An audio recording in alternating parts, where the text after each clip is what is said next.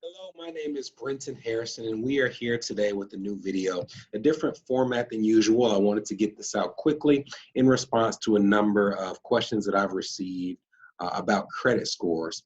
Right now, at the time we're recording this video, a number of economic factors, namely the coronavirus, has caused mortgage rates to just go down, private student loan rates to go down, and it's kicked off this tremendous rush of refinancing activity.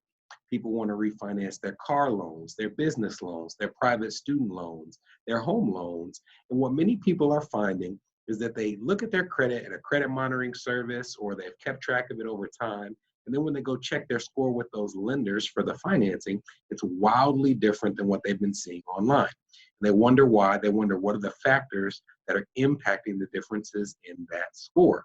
And I heard one time from a guy's name was actually Eric Patrick. I like to give credit where it's due.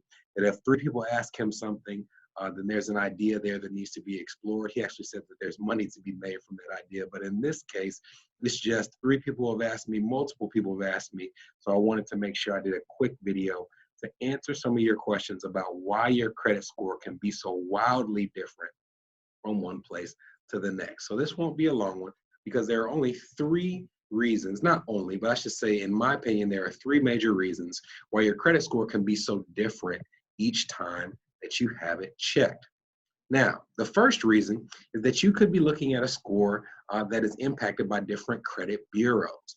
So, for example, there are three different credit bureaus or three major credit bureaus: TransUnion, Equifax, and Experian. And depending on which service you use, you might be looking at a score that's only reported by one or two of those credit bureaus, but not the third or not the other two. So, for example, when you do an economic activity, when you open an account, when you make a late payment, it's up to that business with which you've patronized to decide if they're going to report that activity and also to which credit bureau they will report. They're not required to report to all three. So you might, as an example, have a credit card or a bill that reports to one but not the other two credit bureaus, and you could see that impacted in your credit score with that bureau, but not with the two that didn't get that report. As an example, if you're familiar with Credit Karma reports your score from TransUnion and Equifax, but it does not report your Experian score because Experian has their own service. So it's worth asking the person with which you're going to do business if you're trying to refinance and go to that lender and say, which credit bureaus are you checking? Are you taking the average of all three? Are you only checking one? Are you checking two? And if so, what are those bureaus so that you can have a better idea of what your score might be and if you've been tracking it accurately using your credit monitoring services. So number one, you could be looking at the scores from different credit bureaus. Number two is you could be looking at different credit scoring systems. So you are probably most familiar with the FICO scoring system, but there are actually two, you can call them silos or two different camps when it comes to credit scoring system. There's the FICO score, but there's also a Vantage score. And this is really important because if you're looking at a credit monitoring service like one that's offered by a credit card or Experian or Credit Karma, then it's likely that you're actually looking at your Vantage score and not your FICO score. Vantage score is the scoring system that's used most frequently by credit monitoring services. And this is a newer scoring system as compared to FICO. And unlike FICO, Vantage score takes a compiled report from all three credit bureaus to judge and have a scoring system based on what they see in those credit reports. Vantage score is designed to be, they call it a more compassionate scoring system. But if you look at how this score works, they're valuing financial trends over short-term behavior. So with the FICO score, with certain versions of the FICO score, which we'll cover in a second, you could have poor finances for 5 years. And if in the last month, in somehow or some way, you found a way to get your credit in tip-top shape, your utilization rate is down. Maybe you cleaned up some things on your report. Well, the FICO scoring system could look at your current behavior, your current status, and they could reward you for it.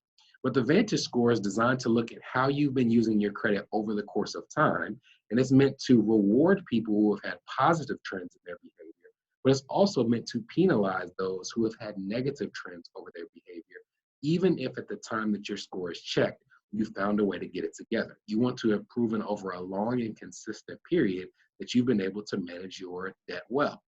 When it comes to collections accounts, one of the more popular and well-known items of Vantage scores is that they ignore your paid collections accounts. So even if you had a collections account that was in collections for 20 years, if you paid it off last month, it will no longer have a negative impact on your Vantage score. It won't even be reflected.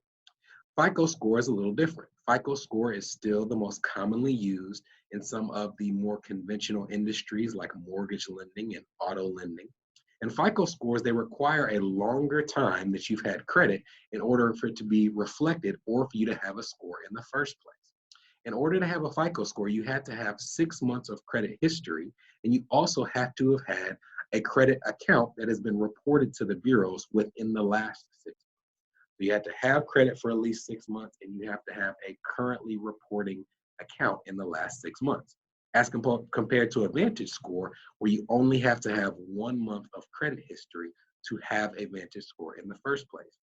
Now, unlike Vantage score, FICO score actually takes separate reports from the 3 credit bureaus, and they put them all together to compile a score under the FICO scoring model. There also is a difference in what's called a deduplication process. And here's what that means. With both of these scoring models, a certain percentage of your score has to do with how many people are checking your account. How many credit inquiries do you have on your account in a certain period of time? And what both try to do is they try to make sure that if you, for example, get 2 different mortgage lenders to check your credit in a week's time, or 2 different auto lenders, or 3 different private student loan lenders because you're just trying to get the best rate, that doesn't show up as 2 or 3 separate credit inquiries. They try to make sure that it only reflects as 1 credit inquiry, and that's called deduplication. With a FICO score, there's a longer period of deduplication. Depending on how you've been getting your score checked in those industries, you could have 45 days where you're shopping rates and it will be seen as 1 inquiry under your FICO score. Whereas with the Vantage score, it's a 15-day period. So it's a shorter window. Now, I tell people, regardless, to try and keep their credit inquiries within 15 days of each other when they're shopping rates, just to be sure. But this is the difference in the deduplication process between the 2 scoring systems. And as I said, FICO is still the primary scoring system for areas like mortgage lending. Lastly, you could have different versions of the same scoring system. So we talked about there are 2 different camps. There's the Vantage score and there's the FICO score. But within those camps, there's different versions of each score. There's a Vantage score 1, a Vantage score 2, and a Vantage score 3.0. You see Vantage score 3.0 because this is the most widely used version of Vantage score, and also the one that many credit monitoring services prefer. If you look in the fine print of your score on, for example, like a Credit Karma, you'll see score provided by Vantage score 3.0. FICO score 8 is probably the most commonly used version of the FICO score. You'll see that in areas like mortgage lending. And with different iterations of that scoring system, they will de-emphasize or re-emphasize certain elements of your credit. As an example, with FICO score 8, they made the decision that they were going to ignore the impact of collections accounts that were under $100. So you could have 30 collections accounts under $100, and while those accounts may show up in your past credit, once that bill goes below 100 in each category, they no longer have an impact on your FICO score 8. FICO score 9 went a step further, and they de-emphasized medical debt that's in collections. So as an example, if you have maybe a student loan that's in collections and a medical debt that's in collections, that student loan debt is going to have a more negative impact on your credit than you would see with the medical debt, because under FICO score 9, medical debt was de-emphasized. FICO score 10, if you've been reading the news, is something that is due to be rolled out in the coming months, and it is meant to value financial trends over short-term behavior. Might sound familiar because that is also the goal of the Vantage score. So if you have negative history, it doesn't matter if you've cleaned it up this month. Under FICO score 10, they're going to look back as far as 2 years to judge your financial behavior, and that will have an impact in your score. Whereas the previous models had a little more flexibility for people who were able to have a better current status than they had in years past. I hope this was valuable information for you and that it gave you some insights into why your score is different in different categories. I would tell you that if you make sure that you have on-time payments and that you don't borrow more than you can afford to pay back within 30 days time, no matter what scoring system you use, no matter what version of scoring system you use, you should be okay when it comes time to check your credit. And while there may be some differences between the score that you see online and what you see when you get your application checked, over the course of time, it should reflect well because good financial behavior leads to good credit and it leads to better opportunities when it comes to your financial life. I'll see you soon.